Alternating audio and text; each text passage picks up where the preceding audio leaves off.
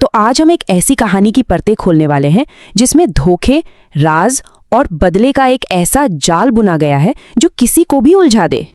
ये कहानी है हिंदी टीवी सीरियल मन अति सुंदर की, जहां एक घर के अंदर ही रहस्य और छिपी हुई पहचान का एक खतरनाक खेल चल रहा है।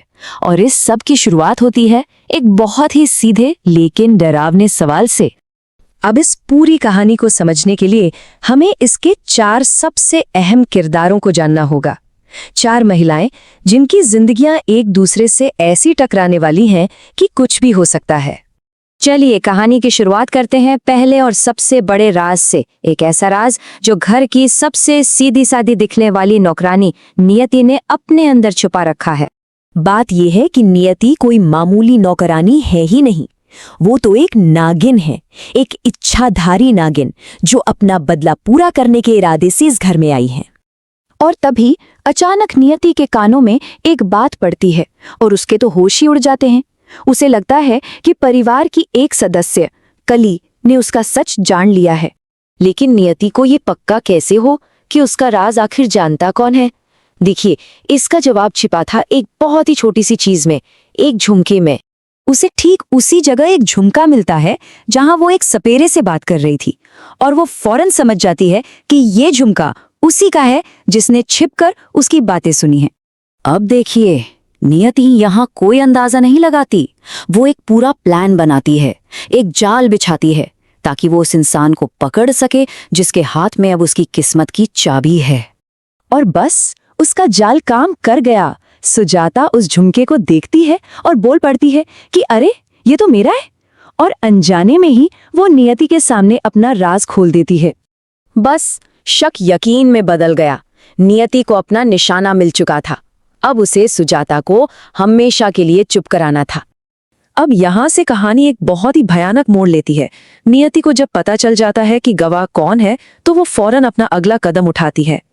नियति चुपके से सुजाता के पीछे बाथरूम तक पहुंच जाती है, और जैसे ही सुजाता नहाने लगती है, हमला हो जाता है। सुजाता बाद में जो बताती है वो सुनकर रोंगटे खड़े हो जाते हैं। वो कहती है कि किसी ने पीछे से उसकी गर्दन पकड़ी और उसका सिर बार बार पानी में डुबोया।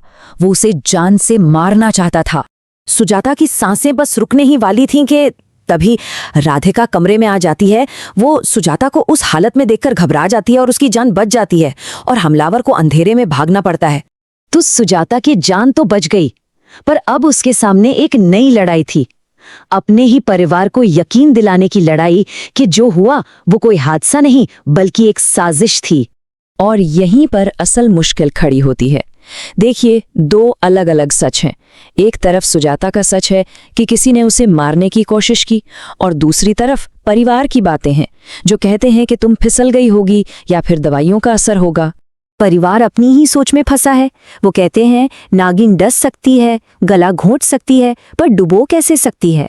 उनकी इन बातों से सुजाता बिल्कुल अकेली और बेबस पड़ जाती है। परिवार वाले भले ही कुछ न समझ पाए हों, लेकिन घर में एक ऐसा इंसान था जिसकी नजरें अब कुछ और ही देख रही थीं, और वो बिखरी हुई कड़ियों को धीरे धीरे जोड़ रहा था। अब दिलचस्प बात यह है कि राधिका किसी कातिल को नहीं ढूंढ रही, पर उससे एक के बाद एक नियति से जुड़ी अजीब चीजें मिलने लगती हैं। कभी उसके कमरे में खून का धब्बा, तो कभी उसके संदूक से आती अजीब सी महक। लेकिन नियति भी कम शातिर नहीं है। वो राधिका के हर सवाल का जवाब एक ऐसी दुख भरी कहानी से देती है कि राधिका का शक भी पिघलकर हमदर्दी में बदल जाता है। पर मन ही मन नियति सोच रही है कि ये राधिका उसके हर काम में टांग अड़ा रही है। वो अब सिर्फ एक रुकावट नहीं बल्कि उसके बदले के रास्ते की सबसे बड़ी दुश्मन बनती जा रही है। तो सुजाता को तो चुप करा दिया गया, और राधिका के मन में एक नया शक पैदा हो गया है। ऐसे में सवाल ये उठता है कि रहस्यों से भरे इस घर में नियति का अगला निशाना कौन होगा।